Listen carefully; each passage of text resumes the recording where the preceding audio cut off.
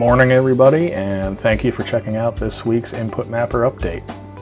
To those of you that have been following the alpha and beta program, I want to apologize for all the recent updates that I've been pushing.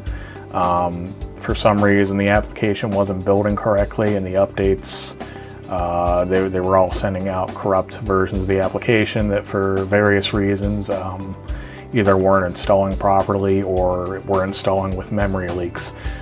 As of now, if you get the latest one directly, you go to inputmapper.com and download it. It should be good. For some reason, if it's not telling you that you have an update available, but you still have a bugged one, just go ahead and manually download it and install it.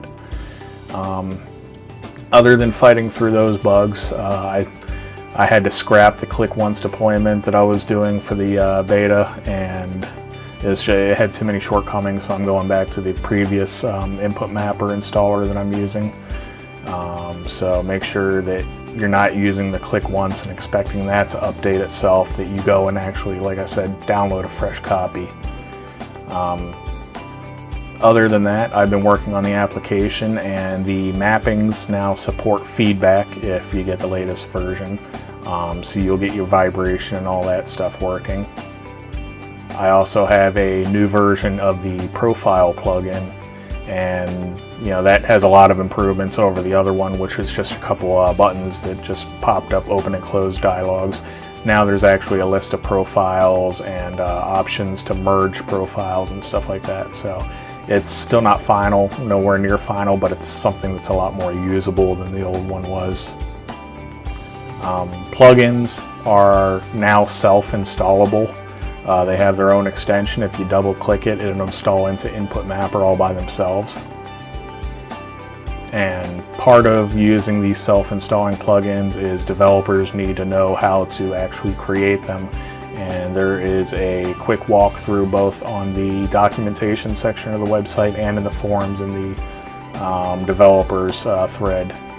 I'm also planning on building a tool that'll actually help to do this automatically, and I plan to release that along with the SDK, and that should be out within the next month or so.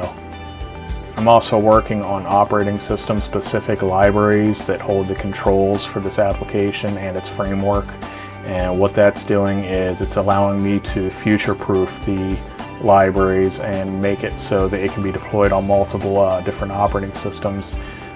There is an eye towards possibly having Linux and Macintosh distributions out there eventually at some point, and we're just trying to make sure that what we do now isn't impeding that down the road. So that's basically it.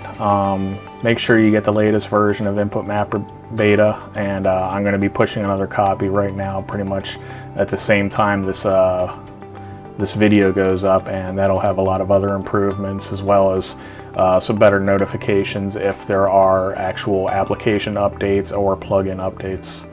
So thanks for watching.